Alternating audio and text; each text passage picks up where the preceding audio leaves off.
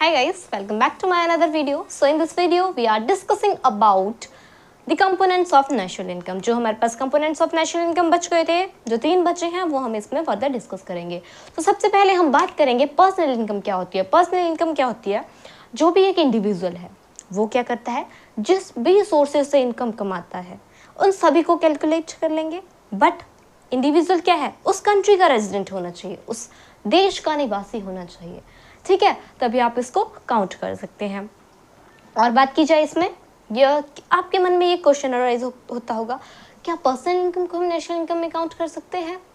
So no guys, you can not count personal income in national income. अब आपके मन में क्वेश्चन आ रहा होगा व्हाई? बिकॉज इसमें ट्रांसफर पेमेंट्स इंक्लूड होती है. अब आप सोच रहे होंगे ट्रांसफर पेमेंट होती क्या है. ठीक है, तो ट्रांसफर पेमेंट क्या होती है, जैसे आपने कोई काम किया, उसके बदले आपको क्या है, प्रॉफिट की इच्छा नहीं है, कुछ भी आपको उससे सैलरी मिले या कुछ भी मिले, आपको उस चीज़ की इच्छा नहीं है, आपने वो काम कर दिया बस. ठीक है, जैसे आप मान लो आप दान करते हो, उसके बदले आपको सैलरी थोड़ी ना मिलती है कि आपने दान किया आपको सैलरी मिल रही है. नो, आपको स्कॉलरशिप्स मिलती है, भत्ते मिलते हैं. ठीक है, और क्या है, आपको ओल्ड एज पेंशन घर पे आपके दादा दादी को मिलती होगी. तो वो क्या हुई आपके पास, इसमें ट्रांसफर पेमेंट हुई. ठीक है, देखो अगर आपके मन में अब क्वेश्चन अराइज हो रहा होगा, क्या जो अदर पेंशन स्कीम्स है, जैसे एक एक्स सर्विसमैन को मिलती है, क्या उसे हम ट्रांसफर पेमेंट में काउंट करेंगे? नो, नहीं करेंगे उसे काउंट. क्यों? क्योंकि उस पर्सन ने क्या है, उस पेंशन को लेने के लिए कोई सर्विस पहले दे रखी है. ठीक है, उसने मान लो आर्मी का कोई भी पर्सन है, उसको क्यों मिलती है पेंशन बाद में, उसको कितनी मिलती है, 35,000 तक मिलती है. क्यों मिलती है उसको उतने?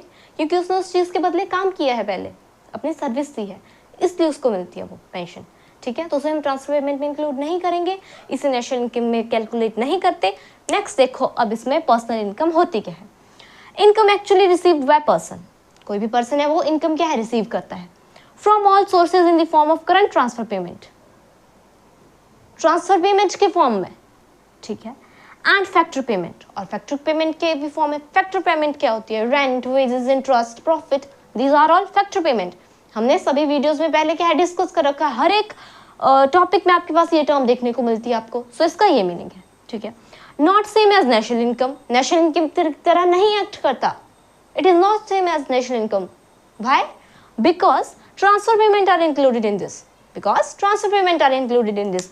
अब ट्रांसफर पेमेंट होती क्या है, like scholarship, old age pension, वृद्धावस्था पेंशन, ठीक है, एटसेट्रा. ठीक है, सो ये होती है transfer payment, not included in national income. Very important point, 1 number में आपको क्वेश्चन आ सकता है. ठीक है, ऑप्शंस दे देंगे 4 कि नेशनल इनकम में क्या काउंट नहीं किया जा सकता. आप तो सोचोगे तो नेशनल इनकम का कंपोनेंट है, अब इसको क्यों काउंट नहीं करते होंगे नेशनल इनकम, ये तो आते होगा नेशनल इनकम, बट नहीं, क्योंकि इसमें ट्रांसफर पेमेंट इंक्लूड है, इसलिए इसको नेशनल इनकम में काउंट नहीं किया जा सकता. और इसमें क्या क्या इंक्लूड होते हैं, रेंट, वेजेस, सैलरीज, इंटरेस्ट, जो भी इंडिविजुअल रिसीव करता है किसी भी सोर्सेज से. ठीक है, that's about our personal income. Now let's talk about private income. तो प्राइवेट इनकम, बात की जाए प्राइवेट इनकम की, आपको इसके नाम से क्लियर हो रहा होगा. प्राइवेट इनकम कि जो भी प्राइवेट सेक्टर इनकम रिसीव करता है किसी भी सोर्सेज से, वो क्या हुई, प्राइवेट इनकम. चाहे वो सोर्स हमारे पास प्रोडक्टिव हो चाहे अनप्रोडक्टिव हो, doesn't matter, it is included in private income.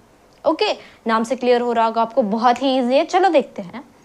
Income of the private sector, किसकी इनकम, प्राइवेट सेक्टर की इनकम. कहाँ से ऑब्टेन करते हैं, फ्रॉम ऑल सोर्सेज, जो भी सारे सोर्सेज से ये ऑब्टेन करते हैं इनकम, वो चाहे वो प्रोडक्टिव हो चाहे वो अनप्रोडक्टिव हो, ये इंक्लूड होगा किसमें, प्राइवेट इनकम. और आप अगर बात करें कि प्राइवेट इनकम कैसे कैलकुलेट की जाती है, तो it can be arrived at from net national product at factor cost by making certain additions and deduction. जो नेट नेशनल प्रोडक्ट है आपका फैक्टर कॉस्ट पे, एट फैक्टर कॉस्ट, उसमें बहुत सारी डिडक्शन, बहुत सारे सब्सट्रैक्शन. डिडक्शन मीन्स कम करना किसी भी चीज़ में, बहुत ज़्यादा एडिशन करके, जमा घटाव करके क्या है, net national product at factor cost में क्या है, हमें ये आपकी प्राइवेट इनकम मिलती है. ठीक है, अगर हमारे पास बात की जाए डिडक्शन या हमने कहा था कल कि डेप्रिशिएशन क्या होता है। डेप्रिशिएशन जैसे मान लो कि जो आपकी एक्सपोर्ट है, जो भी आप किसी दूसरे देश को क्या है एक्सपोर्ट करते हो अपनी कंट्री की कोई भी चीज़ें, ठीक है, उसके प्राइजेस क्या है कम हो जाए, एक्सपोर्ट के प्राइजेस कम हो जाए, बट जो आप इंपोर्ट कर रहे हो दूसरे देश से उसके प्राइजेस राइज हो जाए, बढ़ जाए, तो क्या है आप अपनी चीज सस्ते में बेच रहे हो, दूसरों की चीज महंगे में खरीद रहे हो, ये क्या हुआ डेप्रिशिएशन, आपकी चीज की वैल्यू कम हो रही है, ठीक है, तो ये आपके पास डेप्रिशिएशन हुआ, ये टर्म होती है आपकी डेप्रिशिएशन। नेक्स्ट बात करेंगे इसकी लास्ट जो कंपोनेंट बचा, देखो है आपकी डिस्पोजेबल इनकम की। डिस्पोजेबल इनकम होती है तो देखो सबसे पहले income available to person from all sources, जो भी इनकम पर्सन्स के पास क्या है अवेलेबल होती है, मतलब कि and remaining with them after deduction of all taxes levied against their income and their property by government. देखो जो भी इनकम वो प्राप्त करते हैं किसी भी सोर्स से वो उनके पास होती है, बट कुछ जो उसका पार्ट है वो किस चीज़ पे स्पेंड किया जाता है, डायरेक्ट टैक्सेस पे, उनको डायरेक्ट टैक्सेस देने पड़ते हैं उस चीज़ पे, ठीक है, सारा ही वो कंज्यूम नहीं करते, कुछ उनको क्या है टैक्स भी देना पड़ता है, ठीक है, जो भी डायरेक्ट टैक्सेस लगाए जाते हैं, जैसे जीएसटी देते हो आप किसी भी गुड्स एंड सर्विसेज पे, इतना % जीएसटी इस चीज़ पे आपको पता है डायरेक्ट टैक्स है, ठीक है, तो ये है।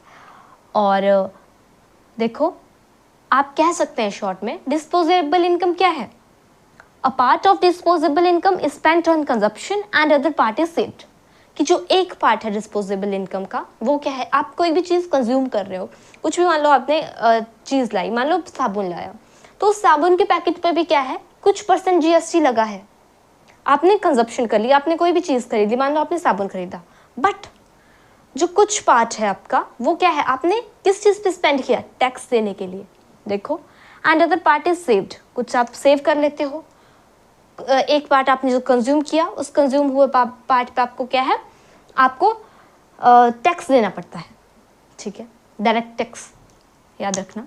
आप कहें इन शॉर्ट आप कह सकते हैं कि जो डिस्पोजेबल इनकम है, disposable income which is equal to consumption plus saving, which is equal to consumption plus saving,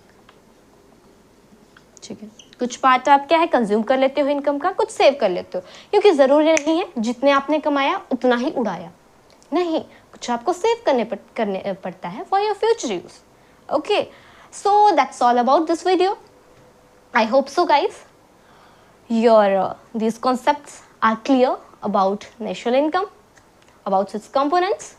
If you have query, so comment me down on comment section. So in next videos I will clear your query and answer your question. If you have any query, so you can do this, and till then like, share and subscribe to my YouTube channel 10-Minute Economics, and see you soon in my next videos. Till then, take care and don't forget to like, share and subscribe to my video. Bye bye guys.